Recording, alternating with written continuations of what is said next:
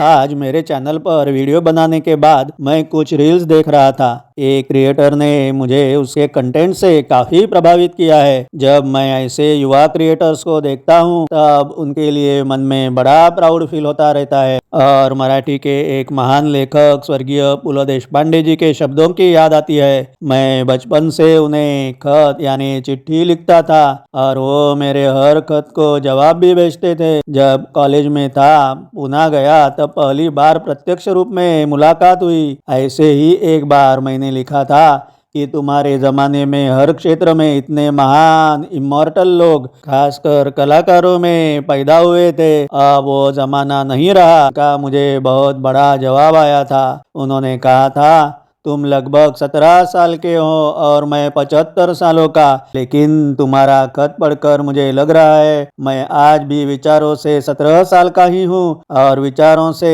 तुम मात्र अभी से ही 70 सालों के हो गए हो। अपनी बात को पुष्टि देते उन्होंने लिखा था मेरा विज्ञान ने सिद्ध की बातों पर पूरा भरोसा है और डार्विन की खोज ने हमें बताया है कि इंसान पीढ़ी दर पीढ़ी हमेशा उत्क्रांति यानी तरक्की ही करता है। आज ऐसे युवा क्रिएटर जब मैं देखता हूँ तो पु. देशपांडे जी के वो शब्दों का मुझे जीता जागता अनुभव होता रहता है। मैं बात कर रहा हूँ सीरियसली चैनल के सिद्धेश की। भले आज के अपने देश के टॉप यूट्यूबर जितने उसके सब्सक्राइबर शायद नहीं होंगे, लेकिन कंटेंट वाइज वो काफी आगे है। आज उसके एक शॉर्ट को देखकर मैं सन्न हो गया। श्रीमती योजना जी के अद्भुत कार्यों पर वो शॉर्ट वीडियो है, उसकी लिंक मैं इसके नीचे दे रहा हूँ। जिन्होंने मुंबई में रहते एक मध्यम वर्गीय परिवार से होने के बाद भी आज तक 5,000 से अधिक बेसहारा लावारिस ऐसे ज्येष्ठ नागरिकों को अपने घर लाकर अपने माता पिता मानकर उनकी परवरिश की है। जब सिद्धेश ने उनसे पूछा एक बेसिक प्रश्न मन में आता है, आप यह सब कुछ क्यों करती हो, तब वो माई ने अत्यंत सहजता से जवाब दिया, मैं खुद मदर टेरेसा जी के अनाथालय में पली हूँ, मुझे यह मेरा फर्ज लगता है। उनका जवाब सुनकर मेरी आंखें नमी हो गई। अचानक मुझे मदर टेरेसा जी की यादें आने लगी। मैं बहुत सालों पीछे चला गया।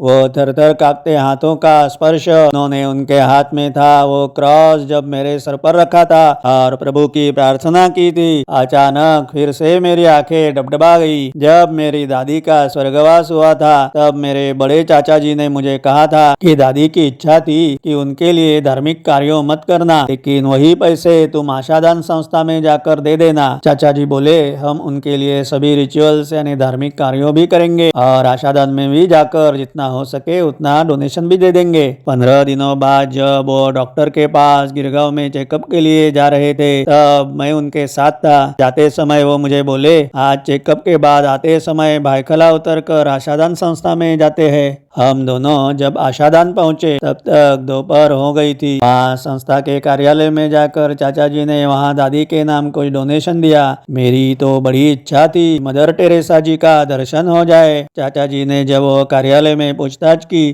तब पता चला मदर वहाँ सेंटर में ही है, लेकिन ऐसे बिना समय लिए इस वक्त उनसे मिलना संभव नहीं है। मेरी बहुत ही निराशा हुई। उस कार्यालय के एक सीनियर अधिकारी ने चाचा जी से बातचीत करते आभार प्रदर्शित किए और बातों बातों में कुछ पूछताछ भी की और मेरी दादी के बारे में भी वो कुछ जानकारी लेना चाहते थे। जब उन्हें पता चला कि चाचा जी मुंबई के उप जिलाधिकारी यानी डेप्यूटी डिस्ट्रिक्ट कलेक्टर है तब वो तुरंत खड़े होकर उनको आदर भाव से उनके टेबल के सामने वाले कुर्सी पर बिठाए। तब बातों बातों में पता चला वहाँ उस सेंटर में तब मदर का आना पहले जैसा नियमित नहीं रहता था। अब वो बहुत थक चुकी थी, लेकिन हम भाग्यशाली थे कि उस वक्त वो कोलकाता से मुंबई आई हुई थी। वो चाचा जी को बोले मैं इस वक्त बिना पहले समय लिए आपको मदर से नहीं मिला सकता। वैसे भी अब वो इतनी थक चुकी है कि बहुत ही कम बार लोगों को मिलती है, लेकिन आज आपकी माताजी के स्वर्गवास के बाद उनकी इच्छा के अनुसार डोनेशन देने आप आए हो, यह अपने आप में बहुत बड़ी बात है। संस्था को आज विश्व भर से डोनेशन आते रहते हैं, लेकिन एक 84 सालों की माताजी जब अपने मृत्यु पश्चात अपने धार्मिक रिचुअल्स ना करते वो पैसे आशादान को देने की अंतिम इच्छा रखती है तो तो सारे विश्व से आने वाले डोनेशंस एक तरफ और उन सब डोनेशन से हमारे लिए यह डोनेशन भले छोटा हो फिर भी कई ज्यादा महत्वपूर्ण है। जब आप इतने बड़े अधिकारी होकर भी अपनी माताजी की अंतिम इच्छा के लिए स्वयं हमारे सेंटर पर पधारे हो, आपकी सादगी ही आपके बारे में बहुत कुछ बता रही है। मेरी इच्छा और विनती है कि आप हमारी संस्था का कार्य देखकर जाएं। वो संस्था के वो अधिकारी खुद भी उम्र में काफी सीनियर थे। वे चर्च के फादर जैसे दिखाई दे रहे थे। वे स्वयं हमारे साथ संस्था दिखाने आए और हमें पूरा आश्रम दिखाया। जब हम वापस बाहर आ रहे थे उतने में कुछ नन्स का बड़ा ग्रुप जल्दबाजी में सामने से आते देखा। उनके बीच में साक्षात मदर टेरेसा जी। मेरे तो पूरे बदन पर रोंगटे ही खड़े हुए। वे अधिकारी बोले, आपका सौभाग्य है, मदर का दर्शन हुआ। वो सामने के कॉरिडोर से अंदर जाएगी। हम साइड में खड़ा होकर उन्हें प्रणाम करते हैं। हम तीनों उस लॉबी के साइड में खड़े हुए। मदर वहां से गुजरते समय मेरा ध्यान चाचा जी पर गया। वे बहुत शालीनता से गर्दन झुकाए हुए मन ही मन से मदर को नमन कर रहे थे। जैसे मदर थोड़ी सी आगे निकल गई, अचानक वो रुक गई। फिर 2-3 कदम पीछे आकर हम खड़े थे वहां आ गई। वो अधिकारी जी ने उन्हें बताया कि यह आज इस कारणों आए हैं और चाचा जी के बारे में भी कहा। मदर ने हंसकर चाचा जी को अभिवादन किया और इशारों से ही मुझे अपने नजदीक बुला लिया। हंसकर मेरे सर पर हाथ रखा, अपना क्रॉस मेरे सर पर रखकर कुछ प्रार्थना की और वो जिस रफ्तार से चलते हुए आई थी वैसे ही अंदर की तरफ चली गई। मुझे तो कुछ भी समझ में नहीं आ रहा था, सिर्फ मेरी सांसें शुरू थी। उतना ही एहसास हो रहा था जैसे मैं मेरी सूझबूझ ही खो बैठा था। वो संस्था के अधिकारी मेरी तरफ इतने आश्चर्यजनक और अपनापन के भाव से देख रहे थे। वे चाचा जी को बोले, मेरी तो समझ के बाहर का दृश्य आज जिंदगी में पहली बार मैंने देखा है। मैं कई दशकों से मदर के साथ हूँ। आज उन्होंने स्वयं किसी के सर पर उनके हाथ का पवित्र क्रॉस ऐसे रखकर प्रभु की प्रार्थना की है। तब इस घटना के कुछ ही दिनों बाद मेरे बचपन के एक मित्र को जब मैंने यह हकीकत बताई तब वो मुझ पर हंसकर मेरे से बहस करने लगा था। वो मित्र मुझे कह रहा था कि मदर टेरेसा जी कैसी बिल्कुल ही झूठी यानी महान तो बिल्कुल ही नहीं है। वो भी धर्म प्रसार के लिए ही कार्य कर रही है और वो बड़ी पाखंडी भी है। अपनी बातों की पुष्टि करते उसने कहा कि मदर कहती है सच में तो वेदना ही ईश्वर का आशीर्वाद होता है। जब इंसान स्वस्थ होता है तब उसे भले ही ईश्वर की याद आए ना आए, लेकिन जब वो वेदना से पीड़ित रहता है तब वो ईश्वर का अखंड स्मरण करते रहता है। वो मेरा मित्र हंसकर मुझे बोला, यह कौन सी थियोरी है भाई? क्या सचमुच में वेदना अच्छी होती है? आई थिंक शी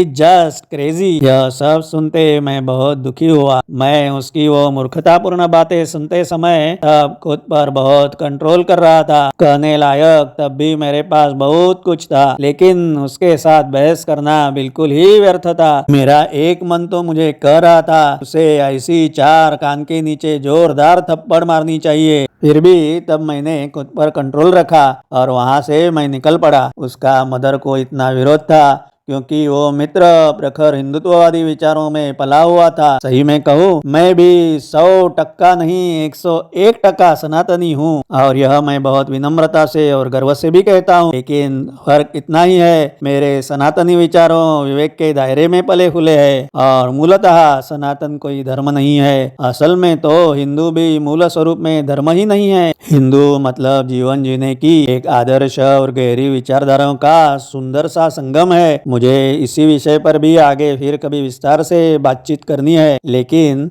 अब आज के विषय पर आते हैं। मेरे उस कट्टर हिंदुवादी विचारों के मित्र ने मदर के बारे में और विचारों से अपनी बौद्धिक विकलांगता दर्शाई थी। उस पर मैं अगले वीडियो में विस्तार से कुछ बातें जरूर बताऊंगा, लेकिन एक ही उदाहरण यहाँ देता हूँ। श्रीमद् भगवद गीता के 7वें अध्याय में 16वें श्लोक में भगवान श्री कृष्ण ने 4 प्रकार के भक्तों का वर्णन किया है जो उन्हें बचते रहते हैं। आर्तो जिज्ञासुरर्थार्थी ज्ञानी च भरतर्षभ। भगवान कहते हैं यहाँ 4 प्रकार के भक्तों में सबसे पहला नाम आर्त का है।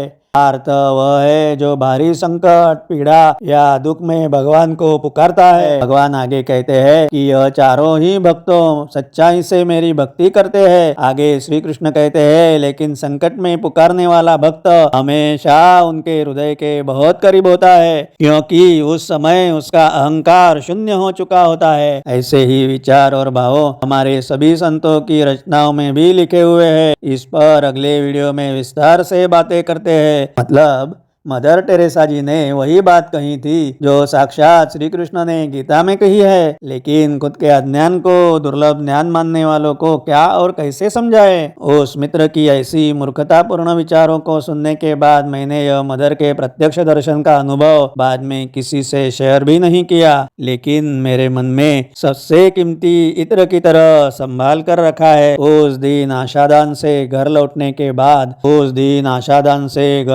के बाद तुरंत मैंने मेरी ड्राइंग बुक में मदर का पेंसिल से एक स्केच बनाया। उसमें सिर्फ उनके साड़ी की किनार नीले रंग में रंगाकर उस चित्र के नीचे मराठी में 2 पंक्तियां भी लिखी। लाखो अनाथांना दिली ममतेची सावली, लोक कल्याण अस्तव झिजली, जगन माता ही माऊली। लाखों अनाथों को दिया अपने ममता का वो आंचल, लोक कल्याण में तपा दिया अपने जीवन का हर एक पल। अगर यह शब्द आपके मन को छू गए तो वर्ड्स वाइज आपका ही चैनल है। अगले 3 से 4 वीडियोस मैं मदर टेरेसा पर ही बनाने वाला हूँ। मिलते हैं कल ऐसे ही एक अनोखे वीडियो के साथ।